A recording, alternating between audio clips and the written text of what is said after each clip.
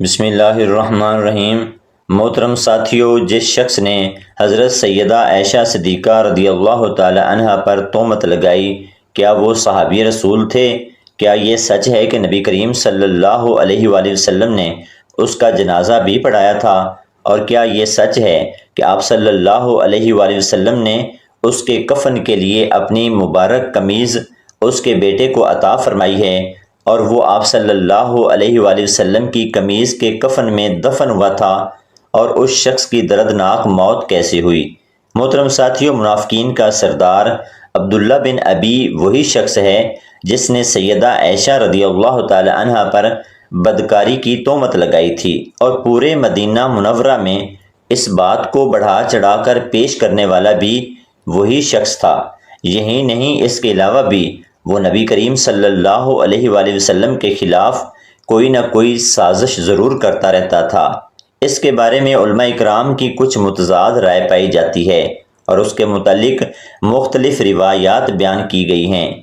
آج ہم تاریخ دانوں کی کتابوں میں درج عبداللہ بن ابی کی موت کے بارے میں مختلف حقائق بیان کریں گے۔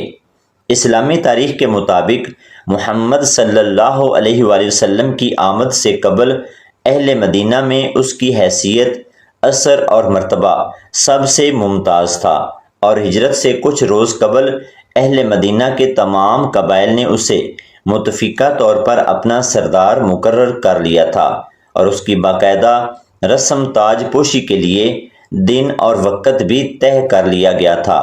لیکن عین اسی وقت محمد صلی اللہ علیہ وآلہ وسلم مکہ مکرمہ سے ہجرت کر کے بے تاج بادشاہ کے طور پر مدینہ منورہ تشریف لائے، تو اہل مدینہ نے اپنا پہلا منصوبہ ترک کر کے اپنے تمام معاملات کو محمد صلی اللہ علیہ وآلہ وسلم کے سپرد کر دیے۔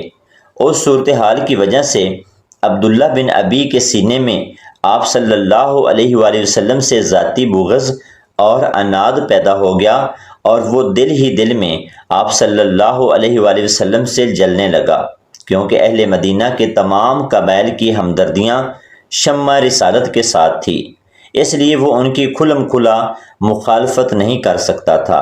چنانچہ اس نے منافقت کی راہ اپنائی۔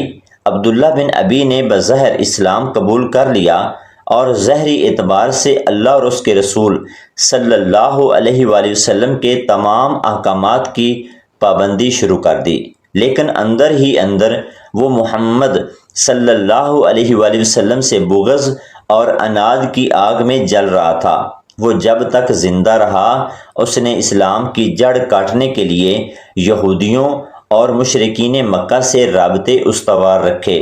غزوہ بدر اور احد میں نہ خود حصہ لیا، بلکہ اندر ہی اندر صحابہ کو بھی جہاد پہ جانے سے روکتا رہا۔ یہی منافق شخص آپ صلی اللہ علیہ وآلہ وسلم کی بیوی عائشہ بنت ابی بکر پر تہمت لگانے میں بھی پیش رہا، جس کی تفصیل ابن ماجہ اور المستدرک الحاکم میں ہے کہ سیدہ عائشہ صدیقہ ایک جنگ سے واپسی پر قافلے سے بچھڑ گئی، تو ایک صحابی حضرت صفوان رضی اللہ تعالی عنہ نے، جن کی ڈیوٹی نبی صلی اللہ علیہ وآلہ وسلم نے قافلے سے پیچھے رہنے کی لگائی تھی تاکہ قافلے کا کوئی سامان وغیرہ چھوٹ گیا ہو تو وہ اپنے ساتھ لے لیں، انہوں نے جب ام المومنین حضرت عائشہ کو وہاں دیکھا تو انہوں نے عائشہ رضی اللہ تعالی عنہا کو قافلے سے بچھڑنے کے بعد اپنی اونٹنی پر بٹھا لیا اور خود اس کی نکیل پکڑ کر قافلے کے ساتھ ملا دیا۔ جب آپ قافلے میں داخل ہوئی تو عبداللہ بن ابی نے مشہور کر دیا کہ سیدہ عائشہ صدیقہ رضی اللہ تعالی عنہا رات کی تاریکی میں قافلے سے پیچھے رہ گئی تھی اور انہوں نے بدکاری کی ہے۔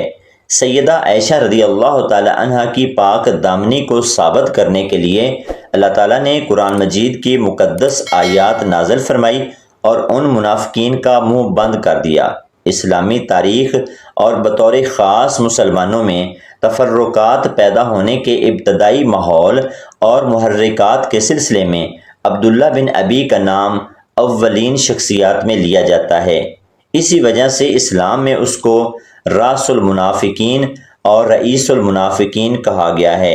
ابن جوزی اور علامہ سیوطی سے جب عبداللہ بن ابی کی موت کی وجہ کے بارے میں پوچھا گیا تو آپ نے کہا کہ یہ بہت کم عمر میں ہی فوت ہو گیا، اور اس کی موت کی وجہ یہ تھی کہ اس کے جسم پر عجیب قسم کے پھوڑے اور دانے بننے لگے تھے، جس میں اس کو بے انتہا خارش ہوتی، اور اس کو خارش کرنے کے لیے اپنے ناخنوں سے اپنے جسم کو نوچتا تھا، اور ایسے ہی اس کی موت واقع ہوئی۔ جبکہ علامہ ابن زبیر سیوطی کے مطابق عبداللہ بن ابی کی موت طاعون کے مرض سے ہوئی۔ طاعون کے مرض میں بھی اس کے جسم پر بڑے بڑے پھوڑے اور پھنسیاں بن جاتے تھے۔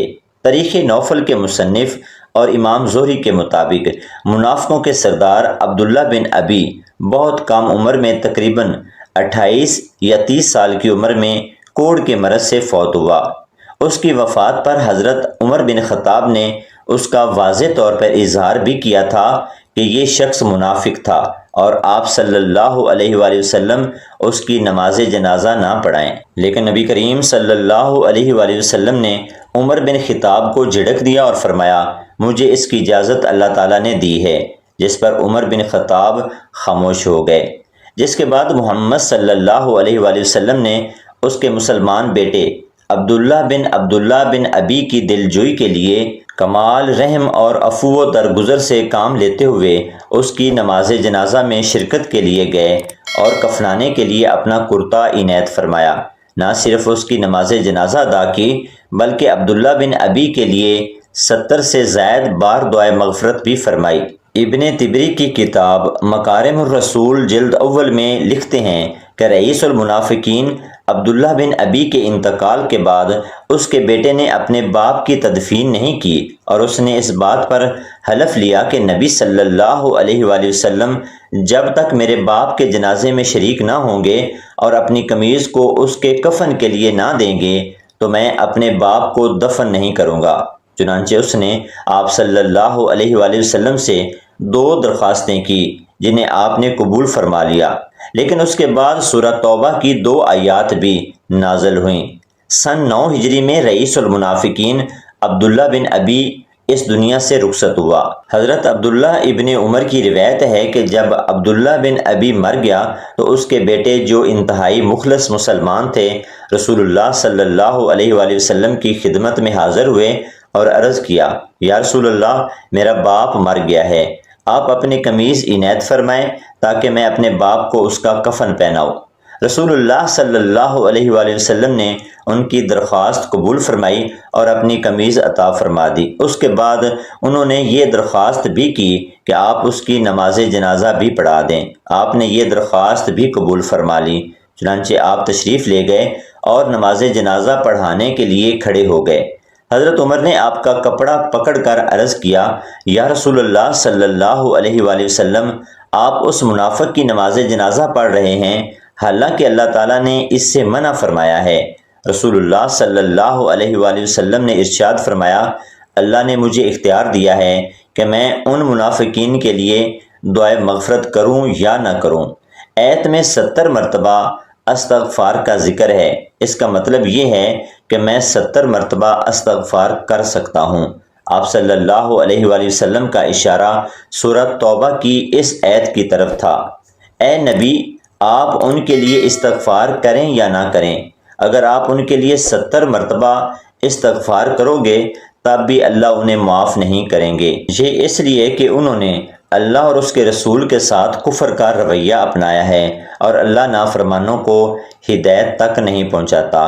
بہرحال آپ نے نماز جنازہ پڑھائی۔ اس کے بعد یہ ایت نازل ہوئی، اور اے پیغمبر، ان منافقین میں سے جو کوئی مر جائے تو تم اس پر نماز جنازہ مت پڑھنا اور نہ اس کی قبر پر کھڑے ہونا۔ یقین جانو یہ وہ لوگ ہیں جنہوں نے اللہ اور اس کے رسول کے ساتھ کفر کا رویہ اختیار کیا اور اس حالت میں مرے کہ وہ نافرمان تھے۔ اس ایت میں منافقین کے نماز جنازہ پڑھنے سے قطعی طور پر منع کر دیا گیا۔ اس ایت کے نازل ہونے کے بعد آپ نے کسی منافق کی نماز جنازہ نہیں پڑھی۔ حضرت مفتی محمد شفیع عثمانی تفسیر قرطبی کے حوالے سے لکھتے ہیں، یہاں ایک سوال تو یہ پیدا ہوتا ہے کہ عبداللہ بن ابی ایک ایسا منافق تھا جس کا نفاق مختلف اوقات میں ظاہر بھی ہو چکا تھا۔ وہ سب منافقوں کا سردار مانا جاتا تھا۔ اس کے ساتھ رسول اللہ صلی اللہ علیہ وآلہ وسلم کا یہ امتیازی سلوک کیسے ہوا کہ اس کے کفن کے لیے اپنی قمیض مبارک عطا فرمائی؟ اس کا جواب یہ ہے کہ اس کے دو سبب ہو سکتے ہیں۔